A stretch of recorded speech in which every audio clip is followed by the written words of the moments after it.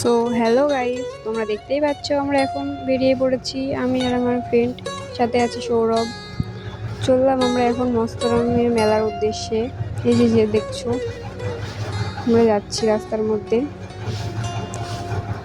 তো তোমরা দেখতেই পাবে মেলাতে কেমন ভিড় আছে আজকে। আমি ফার্স্ট টাইম মস্তরাম যাচ্ছি, তো দেখি আমার এক্সপিরিয়েন্স কেমন আছে। রাস্তায় যেতে যেতে কিছু গরুর সাথে দেখা হয়েছিল, এবার দেখছো যাচ্ছি মস্তরাম। তো আর কিছুটা গেলেই আমরা মস্তরাম পৌঁছে যাবো। ওই যে দেখতে পাচ্ছ দূরেই যে নদীটা, ওই নদীটার কাছেই মস্তরাম। তো আমরা প্রায় চলে এসেছি মস্তরামের কাছাকাছি। তো আর কিছুটা গেলেই তোমরা দেখতে পাবে। এই যে দেখতেই পাচ্ছ তোমরা, ওই দূরে দেখা যাচ্ছে মস্তরামের মেলা।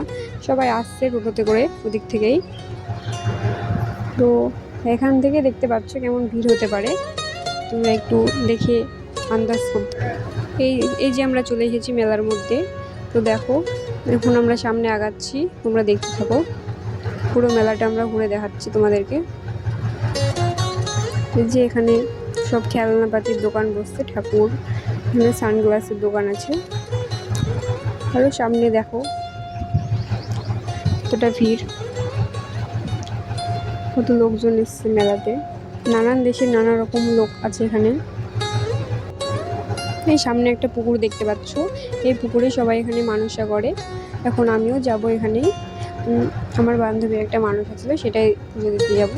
তো এখানে সবাই যে যার নামে মানত করে এই পুকুরের জলে জিনিস ফেলে, তার মনস্কামনা নাকি পূর্ণ হয় শুনেছি। তো আমিও যাব এখনই এখানে। তো তোমরা দেখতে থাকো। সো তোমরা দেখে বুঝতেই পারছো এখানে কে বসে আছে। আমি এখানে ওর মানসাটা দিচ্ছি আর কি, মানে ও যেটা এর আগে এসে বলে গিয়েছিল, সেটাই ওর ইচ্ছাটা পূরণ করছি আমি। দেখতে থাকো। আমি এখানে ধূপকাঠি জ্বালাতে পারছিলাম না, অনেকক্ষণ ধরে চেষ্টা করছিলাম, আমার হাতে চাকাও লেগেছিল। দেখো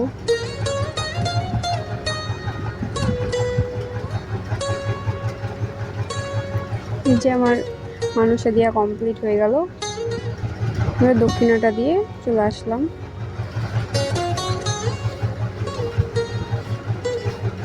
দিয়ে এখান থেকে এখন বেরিয়ে যাব মেলার ভিতরে। এই যে চলে এসেছি পেছনের দিকটাই, দেখো এদিকে দেখতে থাকো। চারদিকে সব দোকান পাশার বসে আছে। এই যে এদিকে দেখতে পাচ্ছ সাধু সন্ন্যাসীরা বসে আছে এই বটগাছের নিচে, এরা বসে থেকে, এদেরকে বলে গাঞ্জা বাবা। এখানে এটা সারা বছর থাকে।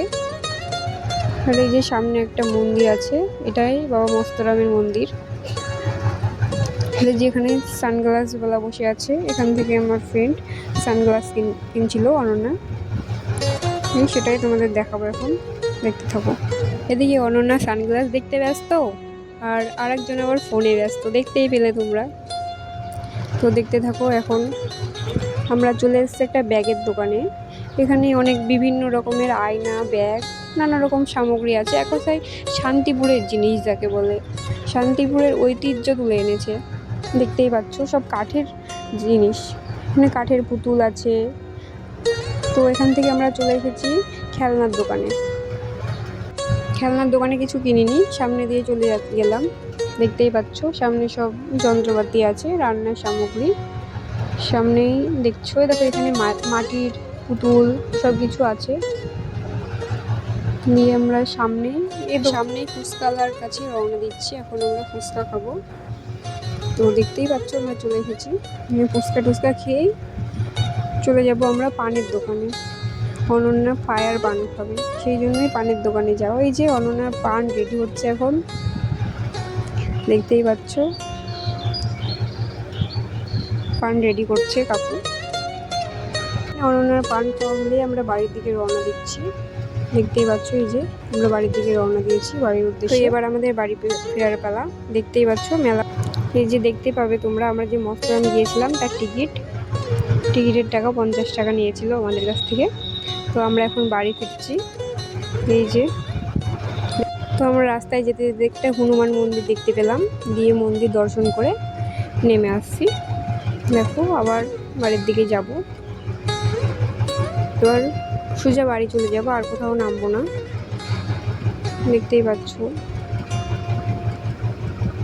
এই যে সাইড দিয়ে আরো সব যাচ্ছে, বাড়ি ফিরছে মেলা থেকে। আর আশেপাশে সৌন্দর্যটা দেখো, প্রাকৃতিক দৃশ্য খুব সুন্দর লাগছিল দেখতে।